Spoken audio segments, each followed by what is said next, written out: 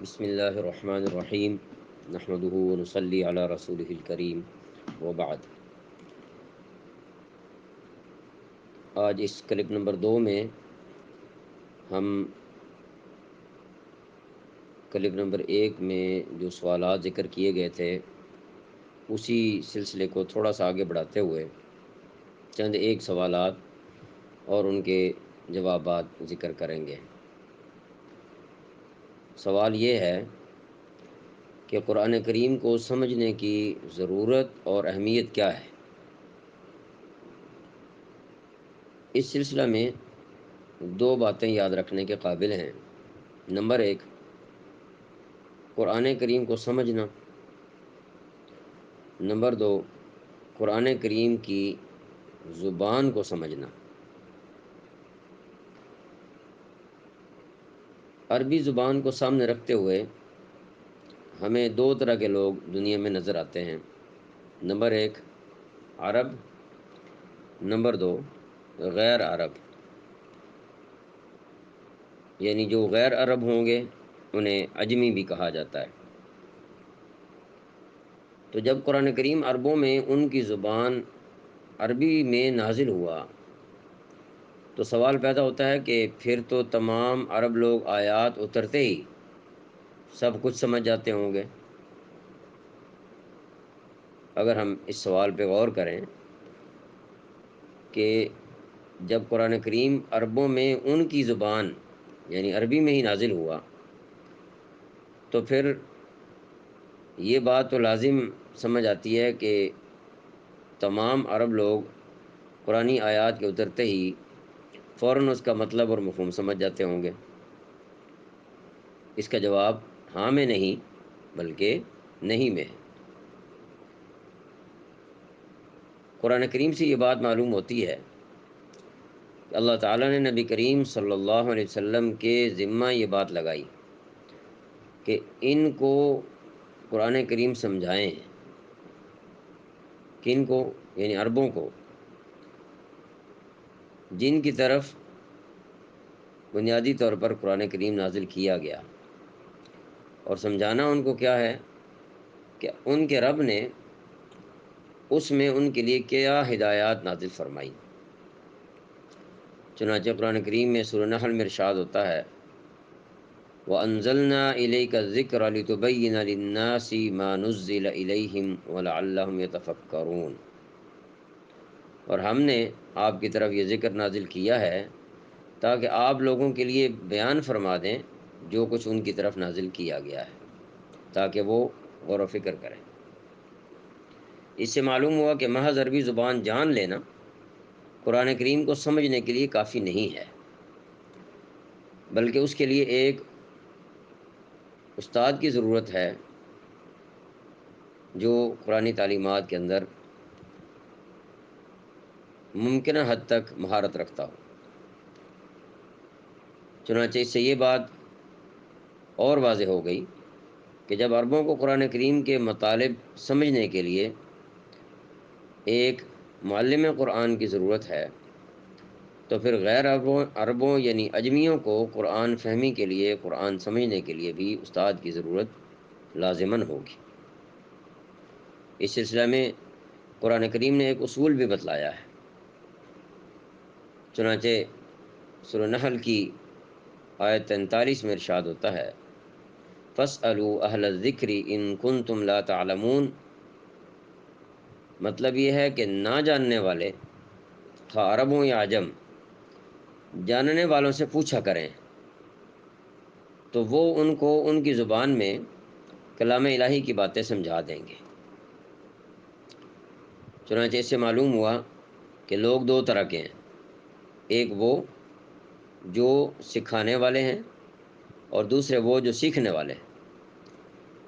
چنانچہ اسی سیکھنے اور سکھانے کے عمل کو نبی کریم صلی اللہ علیہ وسلم نے دنیا جہان کا بہترین عمل قرار دیا ہے، جیسا کہ ارشاد نبوی ہے خیرکم من تعلم القرآن وعلمہ او کما قال علیہ السلام، تم میں سے بہتر وہ ہے جو قرآن کریم سیکھتا ہے اور سکھاتا ہے۔ لہٰذا ہمارے لیے ضروری ہے کہ انسانوں کی لکھی ہوئی کتابوں پر زیادہ وقت صرف کرنے کے بجائے قرآن کریم کو سمجھنے کے لیے اپنا وقت صرف کریں۔ چنانچہ جس کام میں ہم روزانہ کی بنیاد پر صرف 10 منٹ کے لیے مصروف ہونے جا رہے ہیں اس گروپ کے ذریعے، حق تو یہ ہے کہ ہماری زندگی کا اکثر وقت قرآن کریم کی تعلیم میں گزرنا چاہیے۔ تو اس ارشاد گرامی کی روشنی میں کہ خیرکم من تعلم القرآن وعلمہ،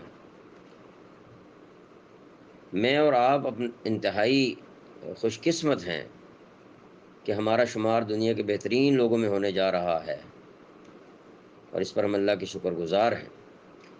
چنانچہ ہم سب پر قرآن کریم کا یہ حق ہے کہ اسے پڑھیں، سنیں، سمجھیں اور عمل کریں، اور آگے پھیلانے کی کوششوں میں علماء اکرام کی معاونت کریں، لوگوں کو اس کی طرف ابھاریں۔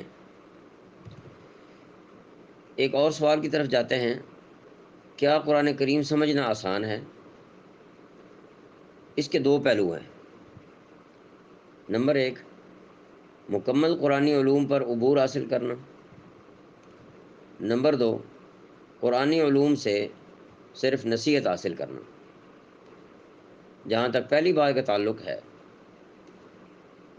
کہ مکمل قرآنی علوم پر عبور حاصل ہو جائے تو یہ صرف اہل علم کا کام ہے، جنہیں قرآنی علوم میں اللہ تعالیٰ نے دسترس عطا فرمائی۔ اور جہاں تک نصیحت کے حصول کا تعلق ہے، دوسری بات، تو اس کے بارے میں ارشاد الہی واضح ہے، وَلَقَدْ يَسَّرْنَا الْقُرْآنَ لِلذِّكْرِ فَهَلْ مِن مُّدَّكِرٍ، سورۃ القمر میں۔ مطلب یہ ہے کہ ہم نے قرآن پاک حفظ کرنا، اس کے اکثر مضامین سے نصیحت حاصل کرنا آسان بنا دیا۔ لہٰذا اللہ تعالیٰ کی ذات سے امید ہے کہ اس گروپ کا ہر ممبر، خواہ وہ مرد ہو یا عورت، حصول نصیحت سے محروم نہیں رہے گا انشاءاللہ تعالی۔ اس لیے یہاں ایک اصولی بات یاد رہے کہ اس گروپ میں گہرے علمی نکات بیان کرنے کے بجائے ہمارا زیادہ دھیان حصول نصیحت کی طرف ہی ہوگا، مگر یہ یاد رہے کہ نصیحت حاصل ہونے کی شرط اس خیال کا دل میں پختہ کر لینا ہے کہ مجھے اپنے مالک کے سامنے حساب و کتاب کے لیے پیش ہونا ہے، ایسا نہ ہو کہ میں وہاں ناکام قرار دے دیا جاؤں۔ ایک اور سوال کی طرف چلتے ہیں کہ قرآن کریم کو سمجھنے کی کوشش نہ کرنے والے اور قرآنی زندگی سے دور لوگوں کی دنیا اور آخرت میں کیا حالت ہوگی؟ تو یاد رکھیں، قرآن کریم سے محروم لوگوں کی دنیا میں حالت قرآن کریم نے یوں بیان فرمائی، من اعرض عن ذکری فإن له معیشۃ ضنکا۔ مراد یہ ہے کہ مال و اسباب ہونے کے باوجود ایسے لوگ پریشانی کا اظہار کرتے نظر آئیں گے، اور پھر ان لوگوں کی جو آخرت میں حالت ہوگی اس کے بارے میں فرمایا وَنَحْشُرُهُ يَوْمَ الْقِيَامَةِ أَعْمَى۔ چنانچہ قرآن کریم سمجھنے کے حوالے سے جو سستی کر رہے ہیں، جو قرآن کریم کی طرف توجہ نہیں دیتے، تو قیامت کے دن ان کو جب اٹھایا جائے گا تو ان کی بینائی نہیں ہوگی۔ لہٰذا ہمیں فکر مند ہونے کی ضرورت ہے کہ مستقل طور پر قرآن کریم کو سمجھنے کی فکر کریں، کہ ایسا نہ ہو کہ نبی رحمت صلی اللہ علیہ وآلہ وسلم قیامت کے دن یہ ارشاد فرما کر اللہ تعالیٰ کے سامنے یہ شکایت فرما دیں کہ یا رب ان قوم اتخذوا ھذا القرآن مہجورا، کہ اے میرے پروردگار، میری قوم نے قرآن کریم کو چھوڑ دیا تھا۔ تو ایسا نہ ہو کہ کہیں ہمارا نام بھی ان بد نصیبوں میں آ جائے جن کی شکایت وہاں لگائی جائے گی۔ چنانچہ چند ضروری باتیں اس گروپ کے حوالے سے ذکر کر کے بعد مکمل کرتا ہوں۔ نمبر 1، گروپ میں ترجمہ قرآن کریم بیان کرنے کا طریقہ درس یعنی لیکچر کی بجائے سبق کا طریقہ اختیار کیا جائے گا، جس کا فائدہ یہ ہوگا کہ کچھ ہی دنوں میں آپ کو قرآن کریم کے ساتھ ایسا شغف اور محبت ہو جائے گی کہ پڑھتے سنتے سکون معلوم ہوگا، اور آپ خود کو ہی قرآن کریم کا مخاطب سمجھیں گے، اور یہی اصل مقصود ہے۔ چنانچہ اس سلسلہ میں لفظی ترجمے کا بھی ذکر کیا جائے گا۔ نمبر 2، ہمارا ہر ممبر ضروری حد تک یہ کوشش کرے کہ سبق سننے کے لیے ایسا وقت منتخب کرے کہ وہ باوضو ہو اور اس کے سامنے قرآن کریم کا نسخہ کھلا ہوا ہو اور وہ ترجمہ اور تشریح کے دوران آیات کی طرف دھیان رکھے اور جہاں ضروری خیال کرے قرآن کریم کے الفاظ کے علاوہ خالی جگہ پر معانی یا ضروری باتیں نوٹ کر لے۔ نمبر 3، اگر کوئی سوال ذہن میں آئے تو سبق کے بعد گروپ میں میسج کر دیں۔ بہتر ہے کہ تحریری سوال ہو، مگر جوابات اکثر و بیشتر زبانی دیے جائیں گے۔ ان سوالوں کے جوابات اگلے سبقوں کے دوران دینے کی بھرپور کوشش کی جائے گی۔ جو جواب نہ آنے کی ممکنہ صورت میں یاد دہانی بھی کرائی جا سکتی ہے۔ نمبر 4، سوالات کے حوالے سے یہ کوشش ہو کہ سبق کے قریب قریب سوالات ہوں، یعنی سبق کے متعلقہ سوالات ہوں، کیونکہ غیر متعلقہ سوالات کے لیے یہ نشست اتنی موزوں نہیں ہوگی۔ البتہ ایسے سوالات کا بھی الگ سے جلد یا بدیر جواب دینے کی کوشش کی جائے گی۔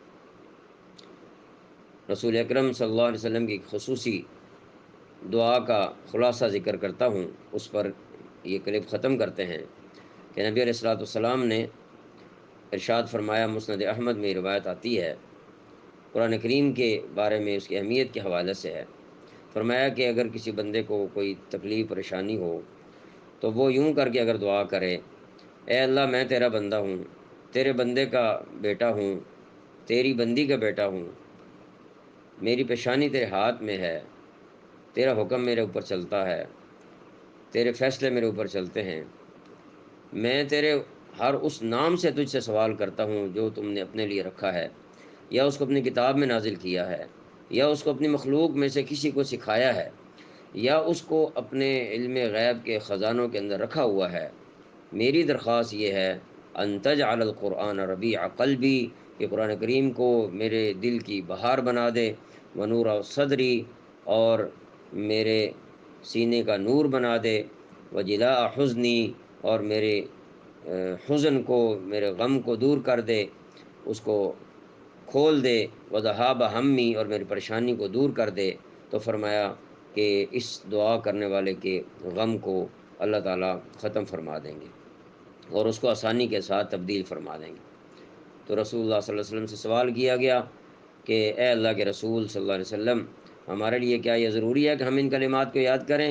تو آپ علیہ السلام نے ارشاد فرمایا، ہاں، جس نے یہ سنے ہیں اس کو چاہیے کہ وہ یاد بھی کر لے۔ اللہ تعالیٰ ہمیں عمل کرنے کی توفیق عطا فرمائے۔ السلام علیکم ورحمۃ اللہ وبرکاتہ۔